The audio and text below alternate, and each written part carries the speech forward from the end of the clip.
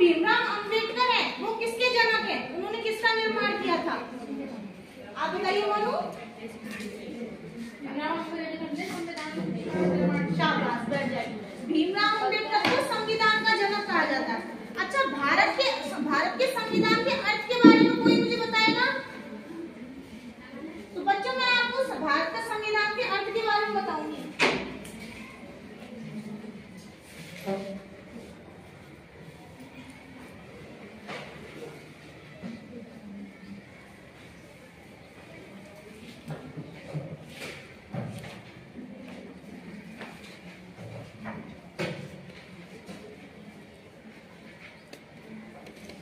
ये संविधान शब्द जो है ना दो शब्दों से मिलकर बना है। कितने शब्दों से?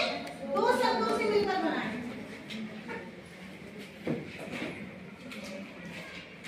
कौन कौन से दो शब्द हैं? सम प्लस विधान। कितने शब्दों से मिलकर बना है? दो शब्दों से, सम और विधान। सम का अर्थ होता है बराबर या समान,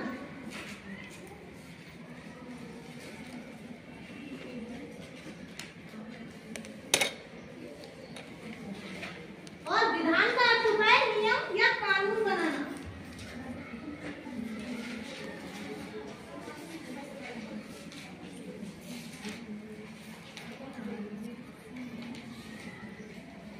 ठीक है, संविधान शब्द दो शब्दों से मिलकर बना है, सम और विधान। सम का अर्थ होता है बराबर या समान, विधान का अर्थ होता है नियम या कानून। ठीक है ना। और हम संविधान शब्द जो है दूसरे शब्दों में हम ये भी कह सकते हैं कि संविधान शब्द संग्रह करने, नियमों के कानूनों के संग्रह को, लिखित संग्रह को क्या कहते हैं? संविधान कहते हैं।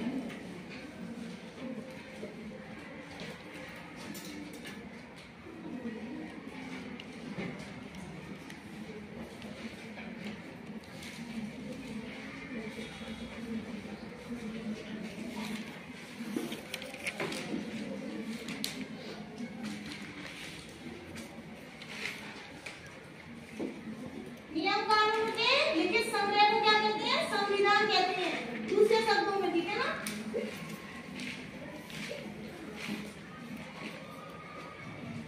समझ में आया इतना आपको जो मैंने बताया है?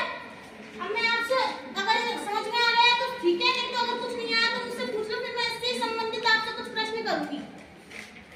चलो ठीक है, अब मैं आपसे प्रश्न करती हूँ।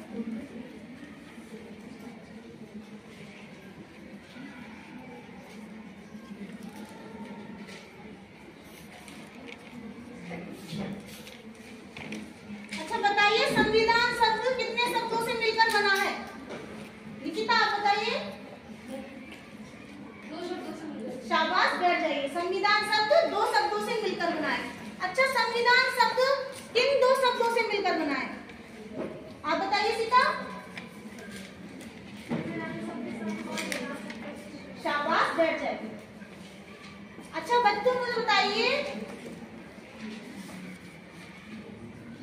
किसी भी देश के लिखित, भारत देश के किस दस्तावेज को जीवंत दस्तावेज कहा जाता है?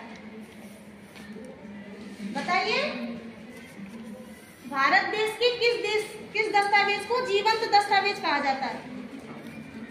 आप बताइए। शाबाश, बैठ जाइए। संविधान को जीवंत दस्तावेज कहा जाता है। अच्छा, संविधान के निर्माण के बारे में मुझे कौन बताएगा?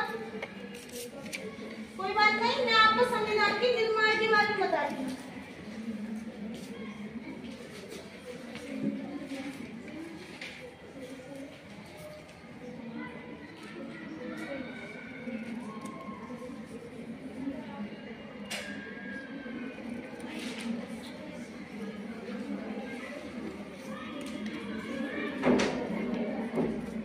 भारतीय संविधान को संविधान सभा के द्वारा पारित किया गया था 26 नवंबर 1950 को।